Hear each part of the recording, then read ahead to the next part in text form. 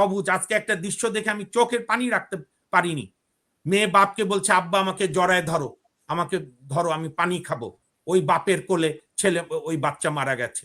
এক দম্পতি 11 বছর পর বাচ্চা হয়েছে, অনেক দোয়া দরুদ পরে বৈজ্ঞানিক ট্রিটমেন্ট করে সেই বাচ্চা হামে মারা গেছে, যেটা ইউনুসদের গণবিরোধী, স্বার্থ বিরোধী, বাংলাদেশ বিরোধী, ব্যবসায়িক বেনিয়াবৃত্তির কারণে হচ্ছে। আজকে এটা নিয়ে আলাপ করতে হবে।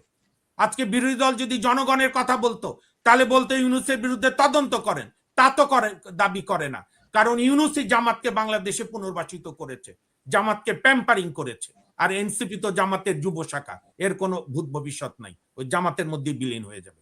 সেই জন্য রোগটা, আপনারা আলাপ করছেন লক্ষণ নিয়ে, রোগটা হচ্ছে ধর্মীয় উন্মাদনার রাজনীতি হবে নাকি সাংবিধানিক গণতন্ত্রের রাজনীতি হবে। পশ্চিমবঙ্গে মমতা ব্যানার্জি, বামপন্থীরা, তারপরে ওর নাম কি, কংগ্রেস সহ যারা, তাদের এখন জনতার কাছে যেতে হবে। আর ভারত, আমি আমাদের গোবিন্দ দাদা যেটা বলেছে, বুলডোজার দিয়ে বাড়িঘর ভাঙা যেগুলো তৈরি, এগুলো হচ্ছে উত্তরপ্রদেশে বহু আগে হয়েছে, সেগুলো নিয়ে ওখানেও প্রতিবাদ হয়েছে, ওখানকার হাইকোর্ট ইন্টারফেয়ার করেছে। আমি একটা কথা খুব দায়িত্ব নিয়ে বলি, আমি একজন নাগরিক হিসাবে আমি ছোটবেলা থেকেই ভারত, পাকিস্তান, নেপাল প্রতিবেশী দেশের রাজনীতিগুলো ফলো করি। আমার আগ্রহ লাগে জানার জন্য, নিজের মানে ছোট জ্ঞানকে সমৃদ্ধ করার জন্য। ভারতের মুসলমান কিন্তু আমাদের বাংলাদেশের হিন্দুর মতো এত ভালনারেবল না। এগুলো যে অপপ্রচার, অপপ্রচার। আপনি কখনো কলকাতা গেছেন? হাসিনা আক্তার কলকাতা গেছেন? গেছি। হ্যাঁ, তাহলে ওই যে আপনার পার্ক স্ট্রিট থেকে শুরু করে সাদার স্ট্রিট, মার্কুইস স্ট্রিট পর্যন্ত জানতো, ওইখানে ছুটির দিনে শুক্রবারে রাস্তা বন্ধ করে জুম্মা নামাজ সব আমলে হয়। ভারতে মুসলমান এখানকার হিন্দুদের মতো ভালনারেবল না। ভারতে মুসলমানদের জন্য জামাতদের বা এখানকার মৌলবাদীদের কান্না, আমি বলি অবস্থায় আঘাত করেছে, সেটা নিয়েও তো আমরা টক শোতেও আলোচনা করেছি, সেটার প্রতিবাদও আমরা করেছি। তারপরে আজকে মসজিদের একটা সিন, আমি জানি না এটা এআই বা কবেকার, মসজিদে নামাজ পড়ছে একদিকে, আরেকদিকে বাজনা বাজাচ্ছে।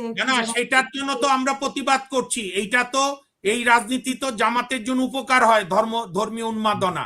কিন্তু ফ্যাক্ট কি?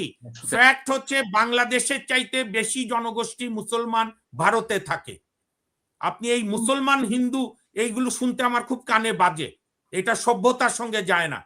আমি মানুষের বিরুদ্ধে নির্যাতনের বিরুদ্ধে। এখানে হিন্দুর চেয়ে বড় কথা মানুষের উপর নির্যাতন হয়, ভারতে মুসলমান বা মানুষের উপর নির্যাতন হয়। সেইটা বন্ধ হবে, সেইটা বন্ধ করবে ভারতের জনগণই করবে।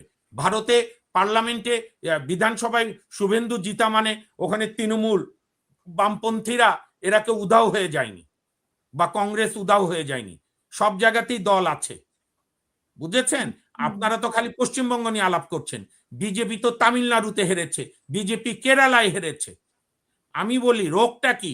রোগ হচ্ছে জিন্নার যে মুসলমান হিন্দি জাতি তত্ত্ব, যে মুসলমান থাকবে পাকিস্তানে, হিন্দু থাকবে ভারতে, যেটা আরএসএস ও বলছে 1935 সালে। গোলওয়ালকার, দীনদয়াল উপাধ্যায় তার বাঞ্চ অফ থটস বইতে লিখেছে, সাবারকার বলেছে। এবং এই আরএসএস বিজেপির যে আদর্শিক সংগঠন, মানে ফিলোসফিক্যাল সংগঠন, তাদের নেতা, তাদের এক কর্মী নথুরাম গডসে, মহাত্মা গান্ধী বিশ্ব শান্তির দূত, ভারতের রাষ্ট্রপিতা, তাকে হত্যা করেছিল। বল্লভভাই প্যাটেল বা নেহরুর গভর্নমেন্ট আরএসএস কে নিষিদ্ধ রেখেছিল 1 বছর। আমাদের এখানে যেরকম 72-এর পর ধর্মভিত্তিক রাজনীতি নিষিদ্ধ ছিল।